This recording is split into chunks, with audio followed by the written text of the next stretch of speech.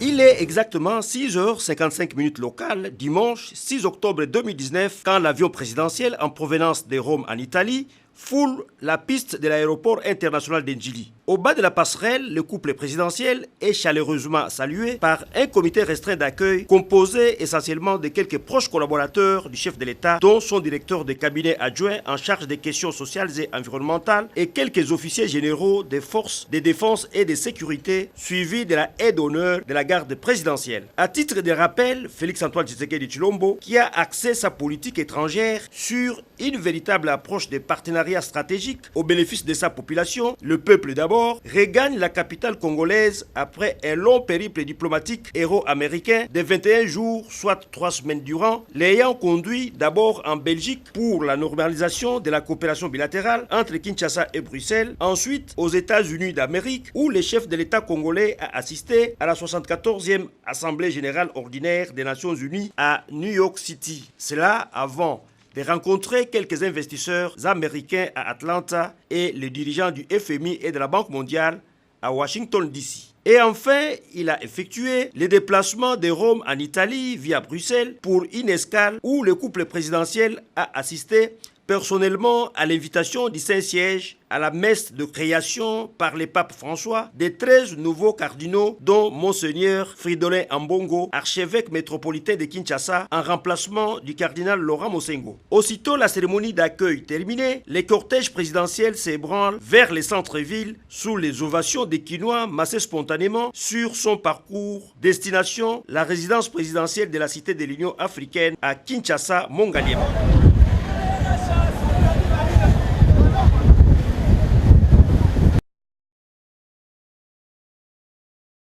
La création du cardinal Fridolin Ambongo par le pape François au Vatican à Rome ne cesse de susciter des réactions. La dernière en date, c'est celle du coordonnateur du mouvement citoyen congolais Téléma. Jean-Pierre Lissanga Bonganga, ministre honoraire des Sports, n'a pas tari d'éloges à l'endroit du nouveau cardinal et archevêque métropolitain de Kinshasa. Congolais Téléma présente ses sincères félicitations au cardinal Fridolin Ambongo Besungu, élevé hier à la dignité cardinalice à Rome. Congolais Téléma ressent cet événement comme un honneur fait à notre pays par l'Église universelle, comme une reconnaissance de la qualité de travail qu'effectue le cardinal Ambongo au sein de notre société. Pour Jean-Pierre Lissanga Bonganga, la cérémonie du consistoire à la basilique Saint-Pierre de Rome restera gravée d'une pierre blanche dans la mémoire collective des Congolais. Il appelle les leaders politiques congolais, toutes tendances confondues, de taire leurs divergences pour privilégier l'intérêt national. Le présidium de la Mouka, au grand complet, il a une chance extraordinaire. Nous avons dit exceptionnel de voir tout le monde se rassembler et qui peut passer un message. Alors c'est comme ça nous les interpellons en disant, ceux qui sont là, que tous puissent s'intérioriser en disant, maintenant à cette occasion-là, privilégions l'intérêt général.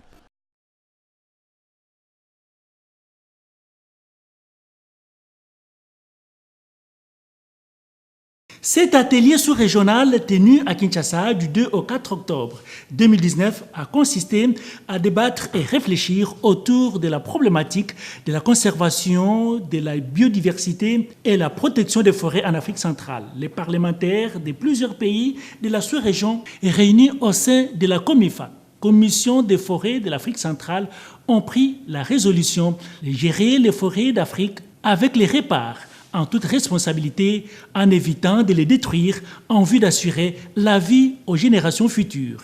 Le premier vice-président de l'Assemblée nationale, Jean-Marc Kabound, qui a présidé ces assises, a, au nom de Madame la Présidente de l'Assemblée nationale, Janine Mabunda, salué la qualité des travaux. Qualité des débats ainsi que la pertinence des recommandations qui en découlent confortent la conviction que le jeu en valait la chandelle. Il me revient que dans les travaux de groupe, vous avez fait preuve d'intérêt, d'implication et d'assiduité, reléguant ainsi au second plan d'autres préoccupations. Je voudrais, par cet acte de dévouement, non seulement vous remercier chacun et chacune de manière particulière, mais aussi vous témoigner à tous mon profond respect.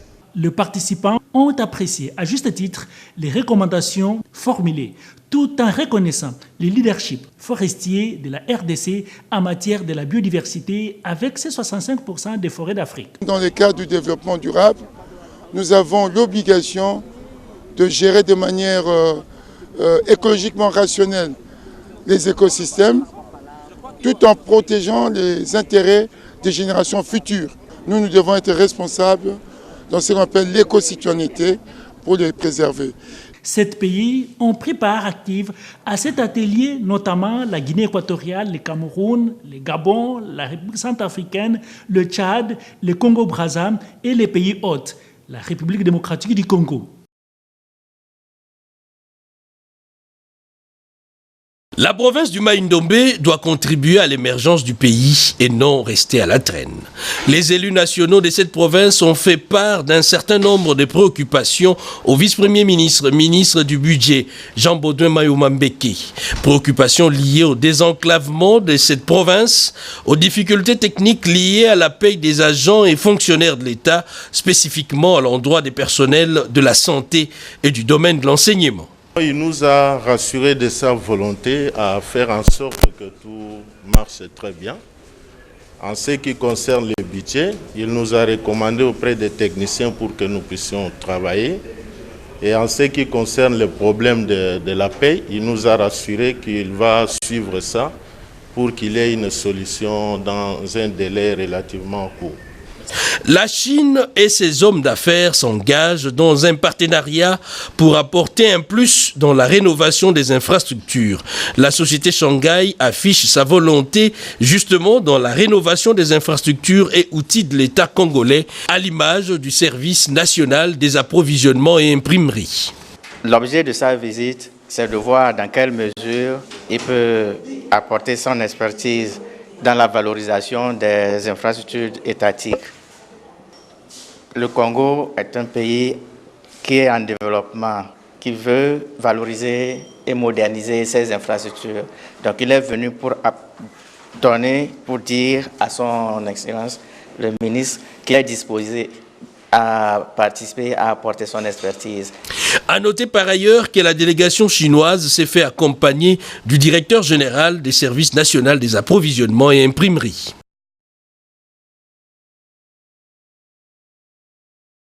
Au grand mot, grand remède, le gouvernement par l'entreprise de 2 ministres, Akassia Bandoubola de l'économie nationale, chef de délégation, et Jean-Lucien Boussa, signataire des accords avec la Zambie au nom du gouvernement, était avec des fermiers, producteurs, membres de la FEC et opérateurs économiques de Lualaba, à Kolwezi, aux côtés du gouverneur Richard Mouyej Manguez-Mans. Le plan Marshall pour la sortie de crise de la farine de maïs leur a été communiqué. Les stocks qui vont arriver ici vont passer par le Haut-Katanga. Ce qui fait que pour que ça arrive ici, il y a un coût de transport supplémentaire. Donc au Katanga, c'était $15 et là-bas, ça va faire $16,5. Et moi, je suis très satisfaite de cela et je voudrais que dans les jours qui viennent, avec l'effet revolving qui va être fait, que le prix revienne à $13,99. Dans un autre registre, la ministre de l'économie Akassia Bandoubola a visité la minoterie de Lualaba de Kolwezi avec une capacité de 1005 le jour. Question de se rassurer. Peu après, les envoyés spéciaux du Premier ministre Ilunga Ilunkamba n'ont pas pris du repos à Kolwezi. Cap vers la carrière de ciment, une usine en construction pour la fabrication du ciment. Le ministre du Commerce extérieur Jean-Lucien Boussa s'en est réjoui car celle-ci limitera l'importation du ciment. La partie est du pays est en carence d'industrie de production du ciment, alors que c'est une partie qui se développe à une vitesse que tout le monde connaît.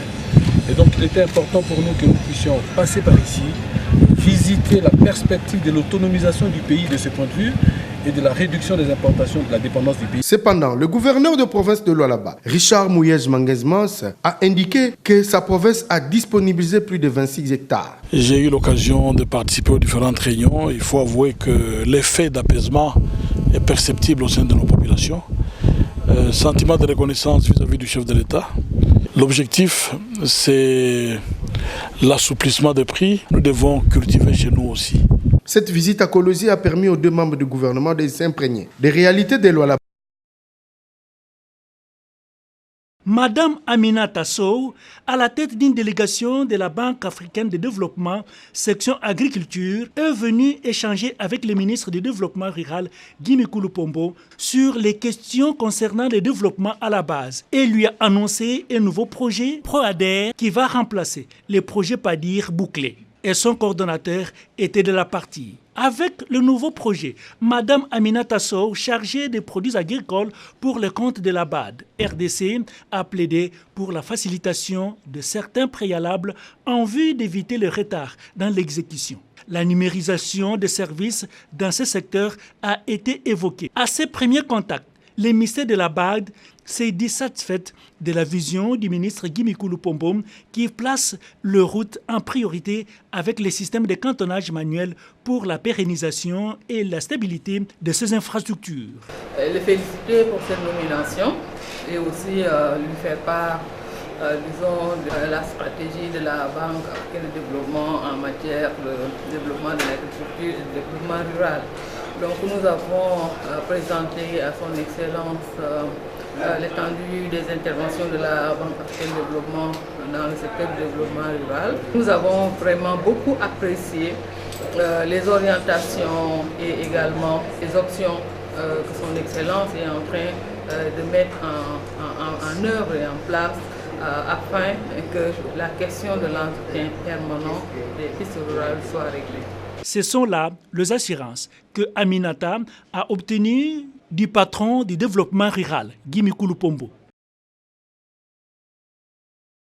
La signature de ce protocole d'accord sanctionne la fin des travaux des experts de la Société nationale d'électricité SNEL SA de la République démocratique du Congo et ceux de la Société de transport d'électricité RNT de l'Angola. Le directeur général de SNEL SA, Jean Bosco Kayombo, et le président du conseil d'administration de la RNT, Rui Pereira do Amara Gourgel, se réunissent dans le cadre du comité de pilotage du projet de construction d'une ligne de 400 kV Inga, Boma, Mwanda en RDC et Cabinda en Angola. Un projet dont l'importance est capitale pour les populations de ces coins de la République démocratique du Congo et de l'Angola. Toutes les formalités de passation de marché vont se faire de façon que avant le deuxième semestre de l'année 2020, les travaux pourront déjà commencer et nous allons construire cette ligne en haute tension en 2 phases. La première phase, ça sera de faire la liaison Inga, Boma, Mwanda, Cabinda en 220 kV. Et puis la deuxième phase, ça sera de passer cette ligne en 400 kV pour parachever cela jusqu'à Pointe-Noire. Ces engagements, pris au niveau stratégique par les 2 États, se rendent opérationnels par l'action de ces 2 entreprises d'électricité.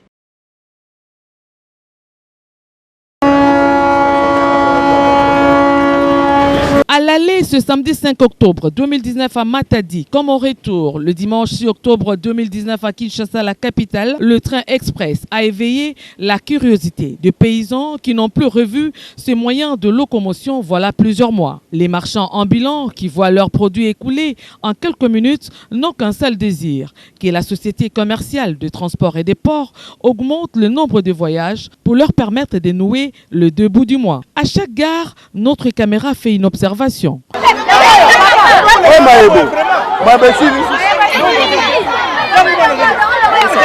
Les passagers ayant appris le retour du train express s'empressent pour prendre place à bord. Ils ne jurent que sur ce moyen de locomotion sûr. Moi, ce que je vais demander, qu'on puisse faire au moins 3 ou 4 fois. Qu'on voyage dans des conditions comme ça. Nous ne sommes même pas sentis mal à l'aise. J'ai aimé le voyage, le fait déjà de circuler, de ne pas rester assise pendant tout le trajet, les restaurants et puis par rapport avec le bus, parce que le bus on est tout le temps assis. On n'a payé que du 7 000 francs, mais on était vraiment à l'aise. Un moyen plein de sécurité, sans embouteillage, dans lequel on peut même méditer les Écritures saintes sans être inquiété. Cet appel de clients qui sont des rois a été entendu par le directeur général de la Société commerciale de transport et des ports. Dodelaya promet d'examiner minutieusement les réclamations des passagers. En vous voyant de retour, moi je suis satisfait.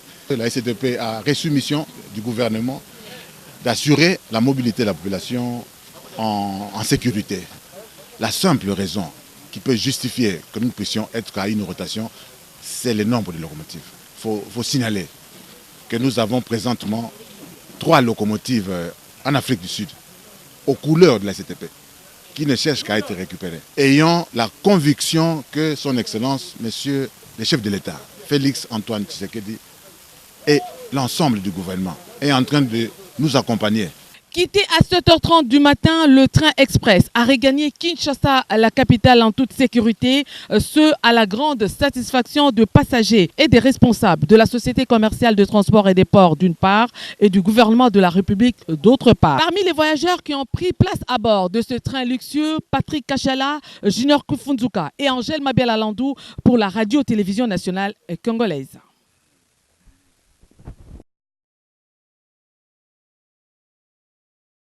Au crèche, centre de recherche en sciences humaines, José Mpanda est allé écouter les agents et cadres qui réclamaient le départ du comité de gestion accusé de mégestion. J'ai été saisi par un mémo des agents et chercheurs de crèche qui est le centre de recherche en sciences humaines.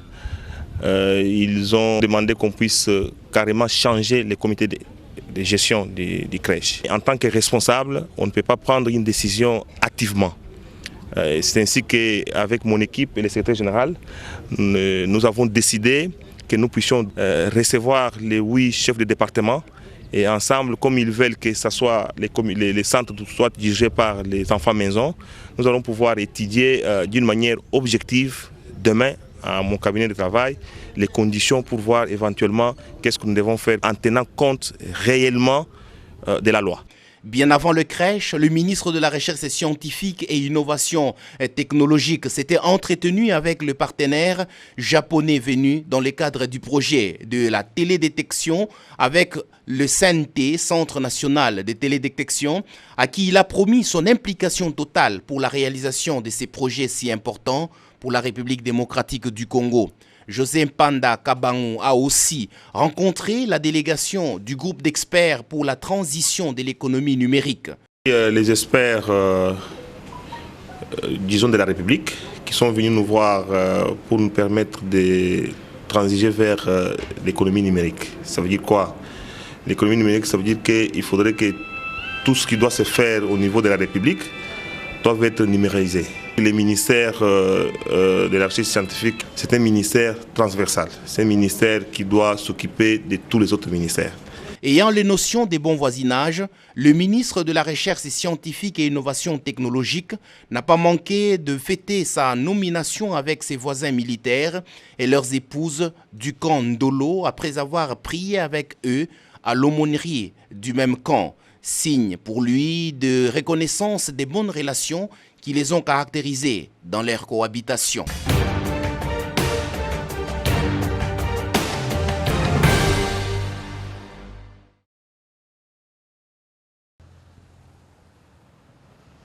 Dans le cadre de normalisation de relations entre la République démocratique du Congo et les partenaires bilatéraux et multilatéraux, le président de la République Félix Antoine Tshisekedi Tshilombo est arrivé en début de semaine à la Banque mondiale à Washington, aux États-Unis d'Amérique. Dans la suite du chef de l'État, on a noté la présence notamment du ministre des Finances, Sélé Yalagouli, et du gouverneur de la Banque centrale, Mutombo Mwananyembo. Retombée heureuse de la visite du président de la République dans cette institution de Bretton Woods, la Banque mondiale va octroyer à la RDC un appui budgétaire évalué à $1 milliard américains pour financer notamment la gratuité de l'éducation de base et le lancement de la couverture santé universelle. La question avait été débattue au cours du tête-à-tête entre le chef de l'État et le président de la Banque mondiale, David Malpass. Relance de l'économie, mais également la santé des Congolais préoccupe au plus haut point le chef de l'État, Félix Antoine Tshisekedi Tshilombo.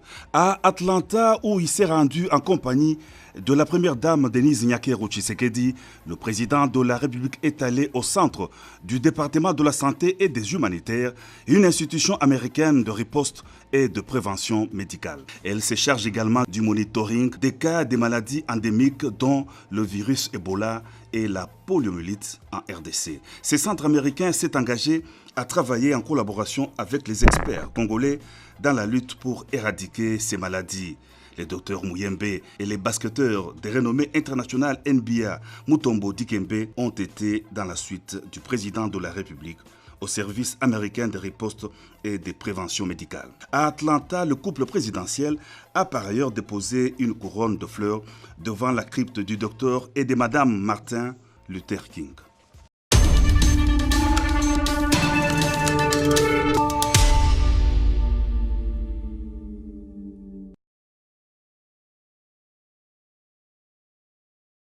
En République démocratique du Congo, les secteurs miniers étaient régis par l'ordonnance-loi du 2 avril 1981 portant législation générale sur les mines et hydrocarbures et qui fut modifiée et complétée par l'ordonnance-loi du 5 novembre 1982. Ces deux actes législatifs ont été abrogés et remplacés par la loi du 11 juillet 2002 portant code minier. Plus de 15 ans après la mise en application de ces codes de 2002, il a plu aux législateurs de les modifier et de les compléter par la loi du 9 mars 2018 portant code minier. Pour quelles raisons fallait-il réviser le code de 2002 ? La modification du code minier de 2002 en 2018 s'est expliquée pour plusieurs raisons. Les contextes qui avaient justifié son élaboration, son adoption et sa promulgation en 2002 ne se justifiait plus ou n'avait plus trop d'intérêt par rapport à la situation qui prévalait déjà dès 2012. C'est ainsi que le gouvernement de la République, sous l'égide du président de la République, avait instruit le gouvernement de désigner les experts en vue de la modification de cette loi pour la rendre plus conforme au contexte, aux standards africains et internationaux. Cela veut dire que les différents taux de matière de substances minérales qui avaient été insérés dans le code en 2002 étaient très bas par rapport aux autres pays de la région ou aux autres pays de l'Afrique, voire du monde. Mais que gagne le peuple congolais? Et vous remarquerez que dans beaucoup de milliers, là où il y a des gisements d'exploitation de ces minéraux, on trouve des maisons en chaume. Les populations sont pauvres et que ces richesses ne profitent pas à notre population ou en général à notre peuple. C'est ainsi que ce code minier a été révisé par le Parlement congolais en l'adaptant à ce qui s'est fait dans d'autres pays comme l'Afrique du Sud. Lorsqu'il y a une société minière qui exploite dans un territoire, il faudrait que la société minière puisse d'abord contribuer au développement de cette entité, c'est-à-dire le territoire. La quasi-totalité des Congolais à l'heure actuelle parlent du budget de l'État pour l'exercice 2020. En quoi l'application du nouveau code minier peut-elle aider à augmenter les recettes publiques? Le secteur minier au stade où nous en sommes dans notre pays, c'est le secteur, c'est le moteur ou le porteur de la croissance de notre développement. Et le code minier, en ce qui concerne principalement cet aspect, a essayé d'augmenter le taux de métaux de base notamment, qui est passé de 2% à 3,5%, ainsi que, en ce qui concerne les substances stratégiques, le taux a été augmenté à 10%, ce qui fait que la contribution au budget est censée être, si l'administration fait bien son travail, augmentée de manière très très sensible. Ce code est le plus meilleur de tous les codes et ce code minier s'adapte à d'autres codes. Et c'est ainsi que nous pensons qu'avec ce code minier, si ce code est bien appliqué, avec tout ce qu'il y a eu comme mesures d'encadrement, mesures d'application de ce code, ça pourra renfler les caisses de la République démocratique du Congo. Le secteur de mines est un secteur très vital pour l'économie du pays. Il tient à la souveraineté nationale et internationale de l'État congolais. Le législateur y veille scrupuleusement en édictant des lois nécessaires. Les terribles incendies qui a ravagé le lycée Notre-Dame de Kisantou au Congo central a fait autant de dégâts matériels.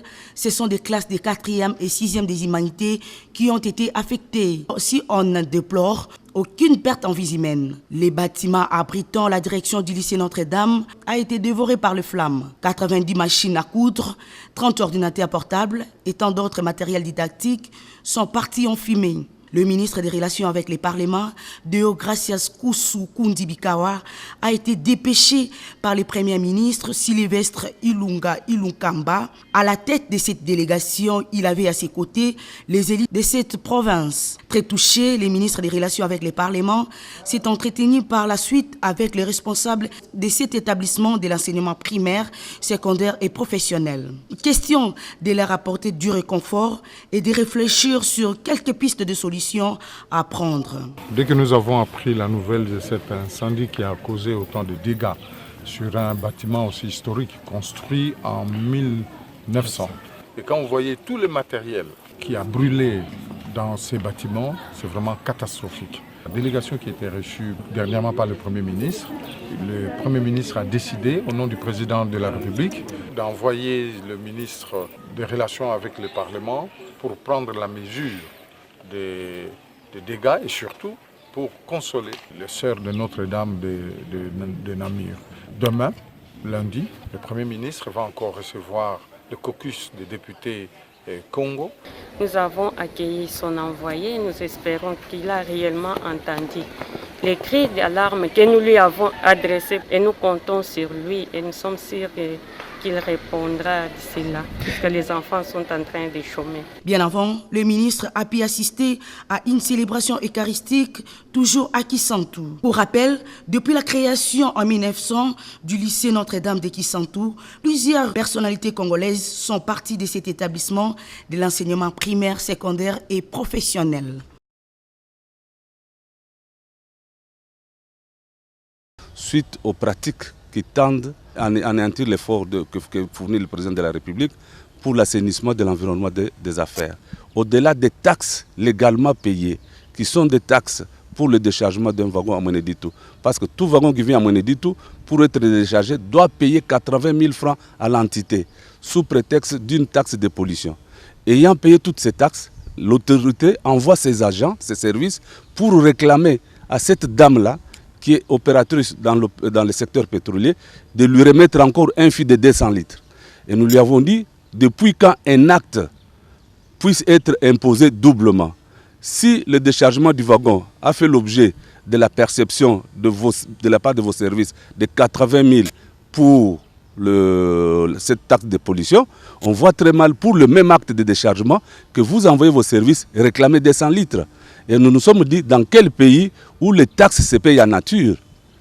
Nous demandons aux autorités hiérarchiques qui sont déjà saisies, le gouverneur de la province de Lomami, à Cabinda, le président de l'Assemblée provinciale qui est aussi à Cabinda, le commandant PNC de la police qui est à Mweneditu, et le commandant FARDC qui est à Mweneditu, et les responsables de l'ANER qui ont été copiés par le mémo qui a été envoyé à la mer, de pouvoir s'impliquer afin qu'il y ait quand même cette sérénité dans l'exercice de cette activité. Qu'on continue à payer les taxes légales qu'on a toujours payées, plutôt que de réclamer 200 litres en une taxe en nature. Et si cela peut être accepté que ce soit une taxe en nature, pourquoi elle est exercée? Elle est exigée seulement auprès des gens qui sont dans le secteur pétrolier. C'est exact parce que nous avons même des éléments sonores, des éléments vidéo, et même des déclarations, et même les documents établis par la mairie attestant avoir perçu l'argent pour cette taxe-là de 80 000.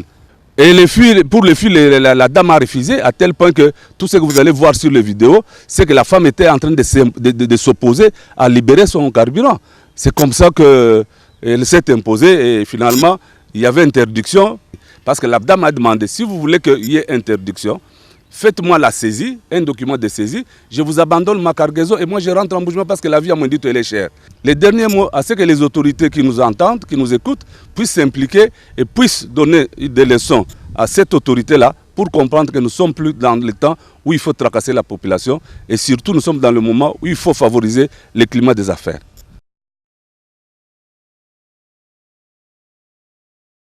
Un thème interpellateur et bien choisi pour conscientiser ces juristes chrétiens, membres de l'association Foi et Loi autour du globe, FLAG, à l'occasion de la célébration du 3e anniversaire de cette structure. Être les procureurs de la justice, résister à la corruption. C'est autour de cette thématique que ces membres ont été largement édifiés. Au cours de ce petit moment d'édification, élargi à quelques membres des autres associations de juristes, ces spécialistes des droits ont été appelés à résister à toute tentation de la corruption, d'être intègres et marcher avec Dieu tout au long de leur carrière. L'orateur principal de la journée, Maître Azarias Roubero Maniwa, ministre d'État en charge de la décentralisation, a appelé ces hommes des droits à bannir la peur et à travailler en toute droiture pour influencer positivement la société. Les magistrats, les avocats, les greffiers, tous ceux qui concourent à la justice, ils ont peur du lendemain. Ils se disent, si je m'engage sur cette voie de la justice, c'est-à-dire de l'honnêteté, de l'intégrité, de la droiture, si je m'engage sur cette voie-là, mon lendemain devient pas sûr. Cette édification a été précédée par des moments de témoignage où chacun venait démontrer l'apport considérable des dieux dans l'exercice de leur métier. Un avocat chrétien peut-il remplir son devoir en toute sainteté? Une assertion pas du tout impossible au sein du FLAG, cette association des juristes qui place les Christ au centre de leur métier.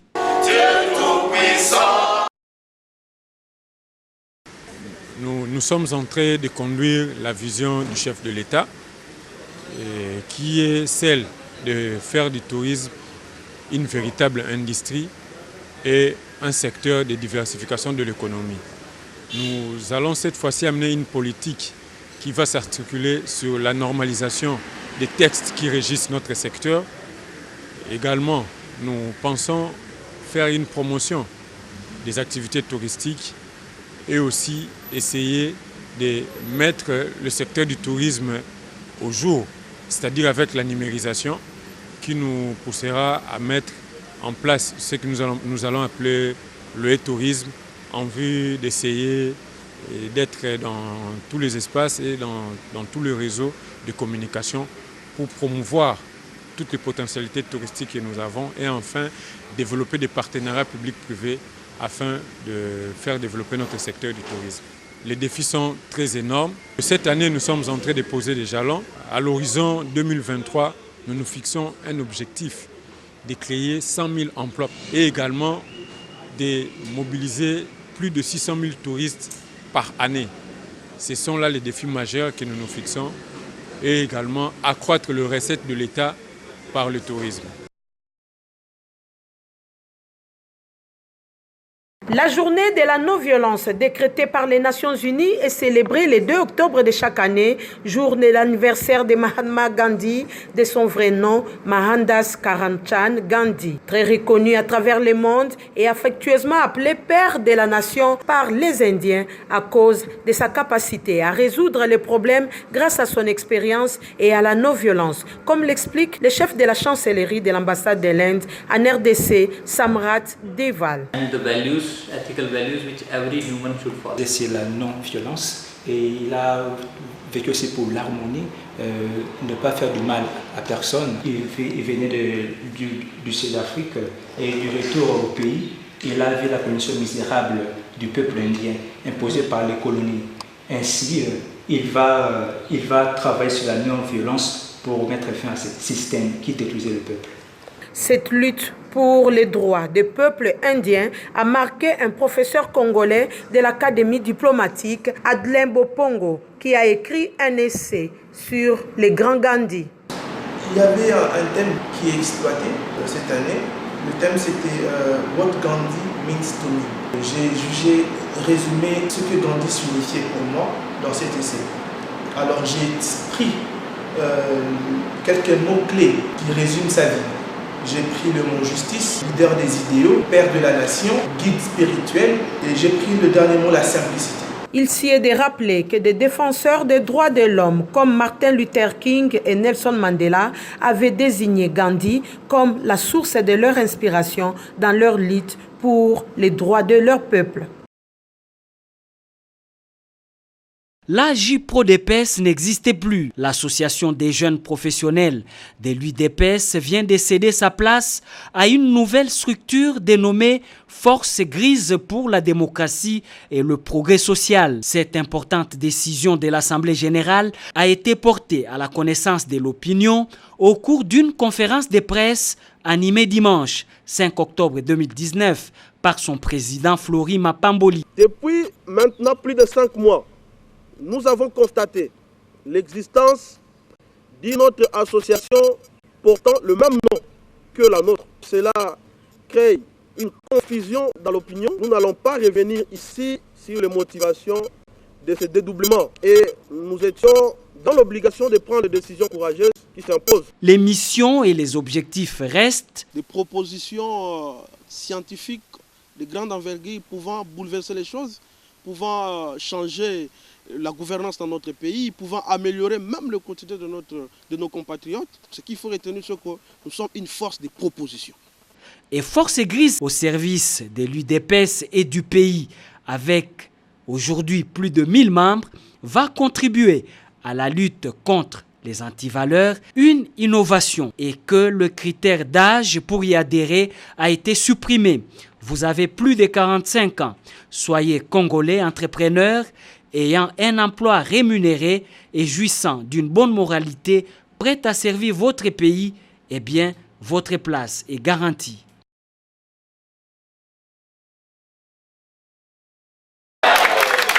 Plus de 70 personnes ont revêtu l'identité ECT, ce grâce à la détermination du nouveau leadership de ce parti à assurer une implantation totale dans tous les coins de la République démocratique du Congo. Tel est le leitmotiv de l'honorable Boniface Balamagé, président du parti, et du professeur Félix Momad, secrétaire général. Notre parti n'étant implanté que sur 50% du territoire national de la RDC, permettez-nous de vous annoncer du haut de cette tribune notre détermination à poursuivre son implantation dans le reste du pays. En effet, désormais, nous avons comme slogan « Pas un seul territoire sans ECT, pas une seule avenue sans ECT ». Les nouveaux adhérents estiment que l'éveil de la conscience pour le travail et le développement incarne un véritable esprit démocratique et une vision prouvée du développement de la RDC. C'est un parti qui a déjà fait ses preuves et nous avons suivi le déroulement des choses et le développement du parti ECT depuis un bon moment. Je trouve qu'il mérite une adhésion beaucoup plus massive que ma personne. Donc il faut beaucoup plus de gens qui en ont maintenant. Notez que le mois dernier, plus de 170 nouveaux membres avaient adhéré à l'ECT.